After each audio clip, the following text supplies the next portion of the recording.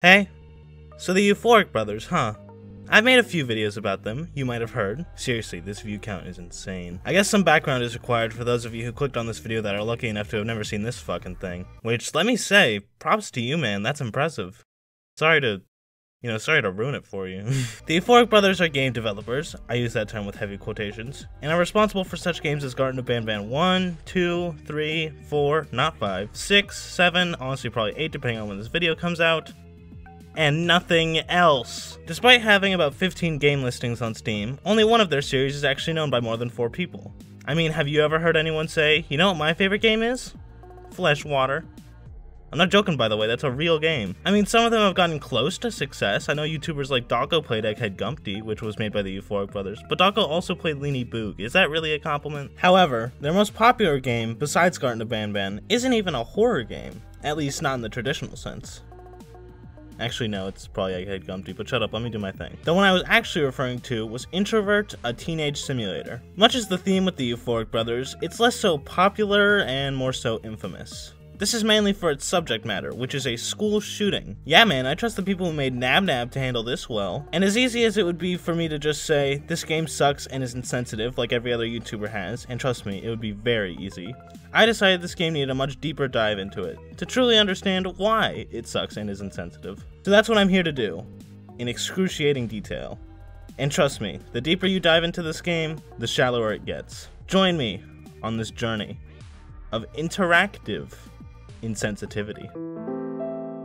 I don't actually have an intro, I just wanted to include that phrase somewhere because I thought it was a good line. Anyway, starting off with the menu, it's nice. I like the cool pixel art, the buttons, the ad. Now I see where Kartna Ban gets it from. We start a new game and wake up in our house. We start walking very, very slowly, and then we find a dead body. No, I didn't skip anything, the game just started. Some sources online talking about the game say it's our dead parent after they committed suicide, which, sure. This game's story has a similar appeal to Clouds, you can see whatever you want in them. Anyway, we walk out of our house, and what is this, some sort of bad game? We are immediately met with the ugliest landscape I've ever seen in a game, which is probably stylistic, but also I don't care, so take that. I know we just started, but we might as well go ahead and get into the art direction for this game, since it's probably the aspect I'm the most mixed on. On one hand, pixel art is a very tricky thing, and I respect any game that attempts to use it. I mean, my best attempts include, ooh, and so close. Plus, some things in the game aren't half bad. Some of the buildings look decent enough, though I should specify the outside of them once you go inside. So many things in this game are just plain ugly. The outside is the worst offender. It's so boring, I didn't even want to look at it. This game was a bitch to complete, I had to beat it blindfolded. Even worse, they decide to put constant glitching effects on the screen, making it hard to see anything and legitimately hurts to look at for too long. Now, like I said, I assume these are all stylistic choices, which is obviously something I don't mind usually, and I don't even mind if it makes your game ugly, but painful is a step too far, man. The constant glitching ruins any possible visuals that might have looked good and just makes the game annoying to even look at. And the dull, lifeless environment is probably some allegory for depression or something, but it also just leads to the game feeling dull, and I don't think this half-baked metaphor was worth destroying the art direction over. Back to the game, I decided to go left first because I'm so quirky and unique, and am thrown into a segment where my character is skateboarding. Suddenly, some aerial font appears in the sky, that's not distracting. The text is actually from the dev, Ferris. Yeah, this game wasn't actually made by both of the Euphoric brothers. It appears to have been made almost entirely by Ferris alone, so from now on, I'll be referring to him directly, since Ferris is a lot less syllables than Euphoric brothers. Anyway, he tells us that we've, quote, been strong for too long, and it ends with him telling us that we can always DM him on Twitter if we need help. Why would I trust the people who made this to manage my mental health? They're the reason I need a therapist in the first place. No joke, I actually have had a discussion about Kartna Ban with my therapist one time. That was cool. Being serious for a moment though, while Ferris obviously had good intentions with this, and it's a nice sentiment on paper, you have to remember, Ferris is a game developer, still using heavy quotation marks with that term, not a therapist. You're allowed to talk to people, and again, it's a nice idea, but framing yourself as an authority figure who can help does more damage than it could possibly fix. In the description of the game, it's described as a game that was made because he was sad. That sucks, it really does. As much as I like to poke fun at them, I wish no ill will on either of the brothers, and I hope that Ferris is doing better now. However, if he was telling the truth and actually was sad when making this, then I don't think offering advice is something he should have been doing. He has his own issues to work through first and foremost, and I hope he has since realized this. Sorry, I'll go back to being funny now, please don't leave. After that, I start to skateboard to the right, and I especially like this hill here, where the game doesn't figure out where to flatten your skateboard in time, so you do a little wheelie. That's a good sign of things to come. We get to the school, and they finally give us our sprinting tutorial. You know, maybe a bad message isn't the worst of this game's problem. So in order to sprint, you have to press the direction you want to go twice. Not that bad, right? You know, it's like Minecraft. Wrong! Because if you try to hold it down after pressing twice, nothing happens. You have to constantly spam the direction you want to go to not walk at a snail's pace. Which, like, why? Just have shift or something be the run key. I don't know, I think I would prefer pretty much any button to this. Use 9 for all I care. Also, there's a turtle in the school. I don't know why, but hey, at least the Steam reviews like it. Anyway, we spam our way to the classroom and we meet our teacher, who is, I guess, just constantly stuck like this. I don't know why he does this. The game then immediately establishes my character as mute by just calling him mute. What, did they use up all their creativity with the turtle? Anyway, since this is a story and dialogue driven game, playing as a mute character obviously leads to many interesting interactions with people and different ways of understanding the story, and of course I'm lying, they do nothing with it. There's not a single place in the game that actually uses this in an interesting way. Most of the time it feels like an excuse to just not give you more options and impact on the story. Well, that until they didn't have to hire another voice actor. Oh god, not again. Yeah, apparently this game has voice actors, much like Kartna Ban, and the quality of them is just all over the place, really. Much like their sound mixing. Pass all the tests and you will get a special gift from me. Oh, would you look at that, Twig? A lot of them aren't terrible, I guess. None I would call good, though. They all get on your nerves eventually. Or would you look at that, Twig? Anyway, the teacher tells us to take our seat, and we sit right next to the other new kid, Chris, who tells us that he's desperate for friends and will end up shooting up the school if he doesn't make any in 5 days. What is going on, man? He says this very nonchalantly, I guess because he's confident I won't tell anyone because I'm mute, but I feel like if my character really cared about this, they probably could have found a way to communicate this to someone. Instead, my character sits there like a blank slate through the entire conversation and game. It leads to this weird situation where the game really wants you to think this is a big deal, but Chris and my character act as if it's barely even worth mentioning, so it leads to conflicting feelings about it. Like, I want to take it seriously, but the game won't let me. Anyways, the teacher gives us a test and it's gotta be 3. It's gotta be 3! This game sucks. Also, why is he... Anyway, I failed the test, which does nothing, by the way, and we start to leave before being stopped by the most generic bully group ever. They do as generic bully groups do, and say generic bully things. I refuse to give more context. Before we can leave, we get stopped again, this time by a girl named Amanda, who says this. Hey. So, you're the new mute guy. I'm Amanda. I like mute guys. There's just something sexy about your silence. I'll see you tomorrow. Wow, I sure can't wait for this plotline to develop. This never comes up again, does it? After an exhausting 1 math problem, we go home and sleep. So that was the end of the first day, and so far it sure has been Introverted Teenage Simulator. Anyway, we wake up on day 2 and head right to school. As we walk in, we're met with Emma, a shy girl who wants us to walk with her to class. I now have the option to choose whether I go with her or not, and I'm just kidding, I have no choice. Cool! We take her inside, and once we sit down, we get told by the teacher that we have a special guest speaker, where this happens. Alright, I know I don't usually do this because I think not doing it is funnier, but genuine volume warning for this part. I'm not joking, it literally shook the room when it happened. You good?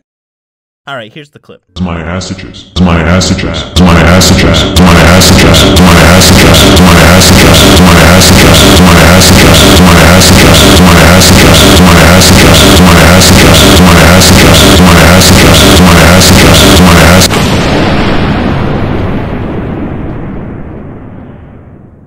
Thank you, Mr. Frackin' Shit, for this motivational speech.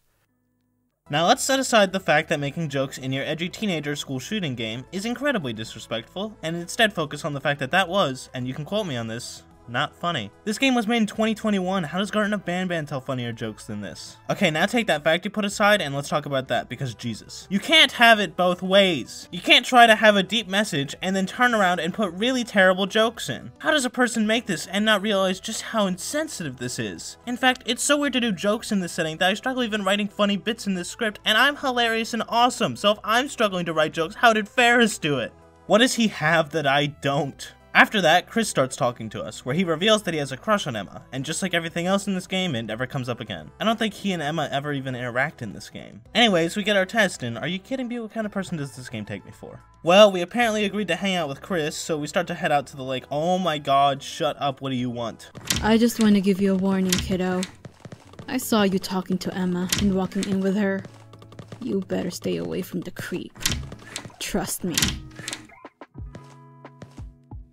Okay then. After an incredible joke in the pizza place, we go out to the lake, where the group of bullies show up. This dialogue is atrocious. I know I already said it, but this is the most generic bully group I've ever seen. We have the leader, the lackey that does nothing, and the nervous nerd guy who doesn't want to bully, just like every 3-person bully group in all of media. They start beating up Chris in this hilarious animation, and I'm faced with my first choice of the game. Do I want to join the bullies or leave? The first choice of the game, and it's the most boring one ever. Literally just good guy option or bad guy option. I decide not to join in. I don't care enough to be a villain. After that, we head home and go to bed. We are 2/5 of the way through this game, and I've made one boring choice. At this rate, we might even get a second one. So it's now the third day, and we head to school to meet Emma, who asks us to walk with her again. Man, I sure hope this pays off in a meaningful way. Before we're able to take the test for today, we get called to the principal's office, along with Chris and the bullies. So naturally, we go right next door? Why is every building laid out like this? It's so confusing. Anyways, he gets on to me and the bullies for beating Chris up, and gets on to Chris for, quote, being a loser. Wait a second, what? Yeah, apparently Chris reported me to the principal anyway, even though I didn't beat him up. I love video games! It's fine though, it's only the first decision. I'm sure I'll have more to do later. So the bully makes a plan with me to go to Chris's house and then let the boys in so they can beat him up. I don't know why he needs me for this plan. I don't even open the door. I just kind of stand there, but alright. He also warns me about this Emma girl, telling me she's a werewolf or something. Okay, game, I get it. Something is up with Emma. You don't have to keep telling me. I talk with Chris, who apologizes for wrongly framing me and offers to bring me to his house. How did the main bully know he was gonna do that? Anyways, we take another test and...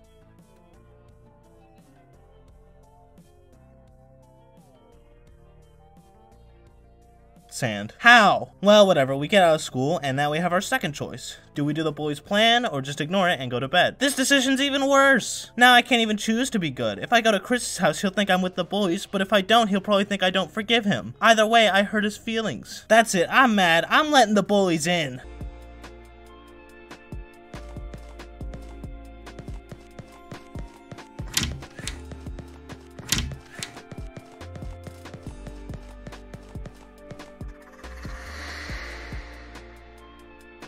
I missed. Alright, it's the penultimate day. Surely now they'll start pulling out the big guns. I go to school, walk with Emma again, and sit in my seat. The teacher tells us we're gonna have a group project today where we're gonna make a... That was turned down, by the way. We get paired up with Chris and the nerdy bully that isn't actually a bully. After that, we have to take our final test question. That one.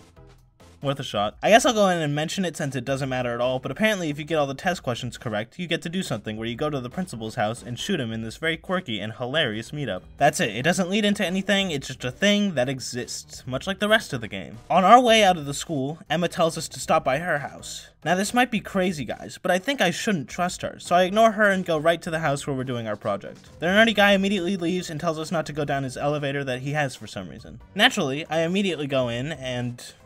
get stuck? Uh-oh. The elevator's not moving anymore, but I can't move. Maybe I need to spam right? Wait. Press right. No. No, this can't be. Don't tell me!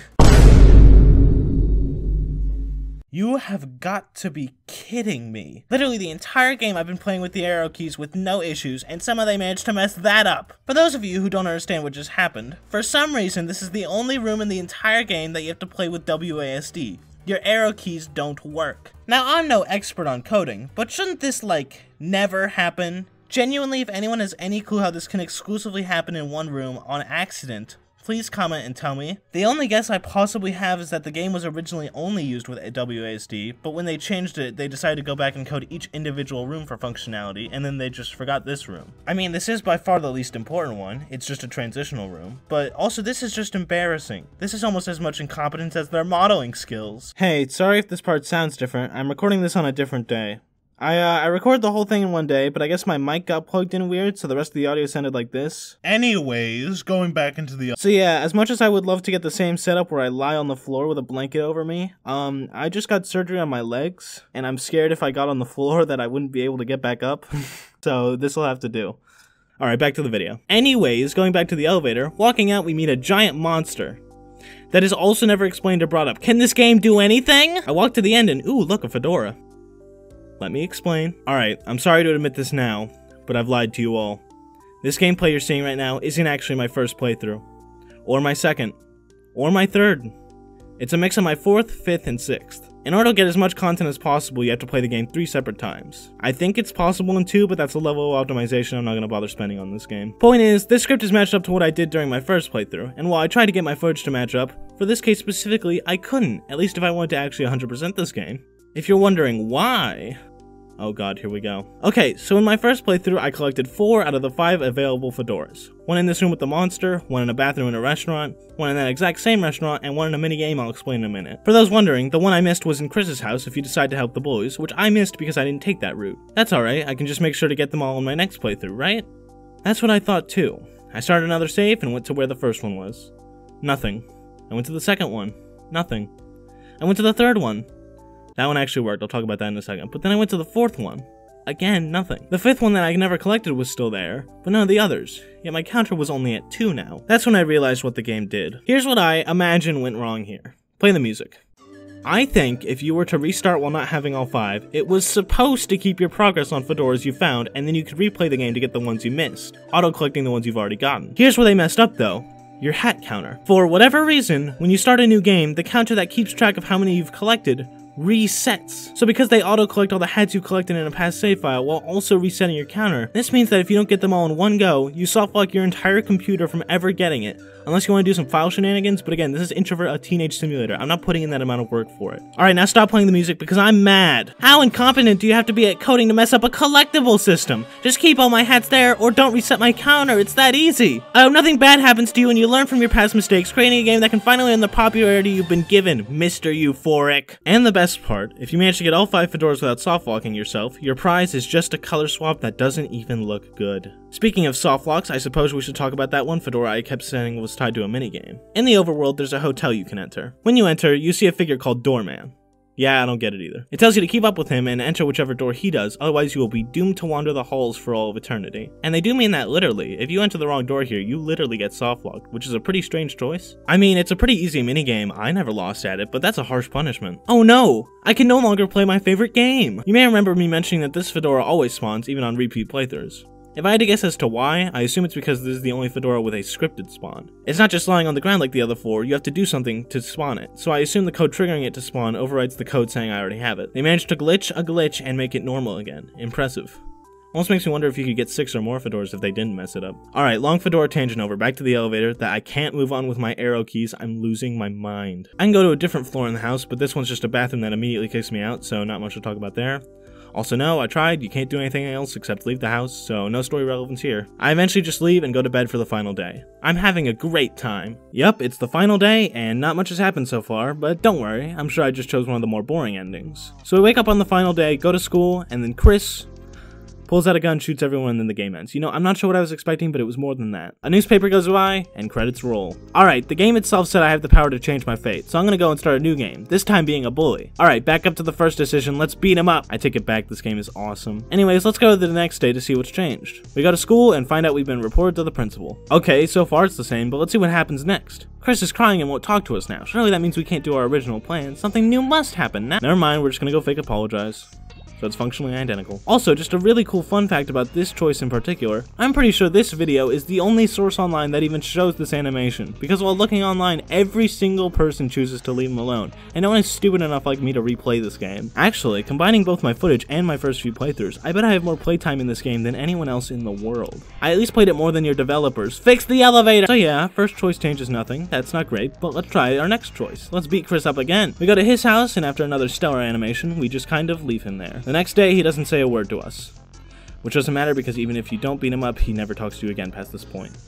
Alright, cool. So far 2 of the decisions have meant nothing. Surely the last choice of this interactive game will at least change the ending. Let's head to Emma's house. She greets us, we go on a date, she turns into a werewolf, shocker. We fly away for some reason, then land back. With nothing changed. It doesn't change my ending, nothing. I basically just watched an optional cutscene. This game that literally says you have the power to change your fate only has 3 choices and they're all useless. The least they could have done is change the newspaper at the end. They even mentioned the wolf and my character living. Just change that depending on what I did in the game. I mean, it'd still suck, but anything is better than nothing. How does one game manage to do so much yet so little? Look at this Steam page. Look at this quote at the bottom of it. Yes, you can be his friend and fix all of this, but instead you can take out his crush, who's made sure you know she's interested in you. Or maybe you can go out with the boys, bullies who are planning to break into the school tomorrow to change their test marks. You have 5 days to make these decisions. This statement is a straight up lie. You can't make friends with Chris, and the bullies never do anything except beat Chris up. I guess technically you do go out with Emma, so fine game, you get 1 point for that one. Only 7,000 more before we get a good game. And no, unless there's some secret choice or ending that is so well hidden that literally no one in the world has found them, I didn't miss anything. Even the official website for the game says that there's multiple endings depending on your choices, which we know is a lie. Also, quick side tangent, that same website boasts a dank and glitched out universe, which again makes me wonder why the game was made about something so dark if you just wanted to make a dumb shitpost game. Is this all part of the point? Like, am I just an idiot? Honestly? Probably. Maybe this is all the point. Maybe this is a game that's intentionally made to deceive you, to waste your time, to be dumb and edgy is one big stupid joke. Maybe it's a game you're never even supposed to play. But then that leaves a lot more questions. Why the fuck were they planning a sequel, which has since been cancelled? Were the fans just itching for the story to continue? Much like their more popular creation, trying to understand this game feels like a pointless endeavor. At this point, I think I just need to accept it. This will be my last video on the Euphoric brothers, at least until the full Ban series is out, where I might do one mega retrospective, but besides that, I'm done with these two. Do you know how many videos are just like mine? Look up Dark Age of Mascot Horror, you'll be scrolling for an hour. Hopefully finally breaking free from this stupid series will lead to more original content. Like now I can start copying other YouTubers. And if everything in this entire video hasn't been enough to convince you, they made their exit game button pull up an ad for Egghead Gumpty. It didn't even close after this, I had to force close it. They don't even let you leave!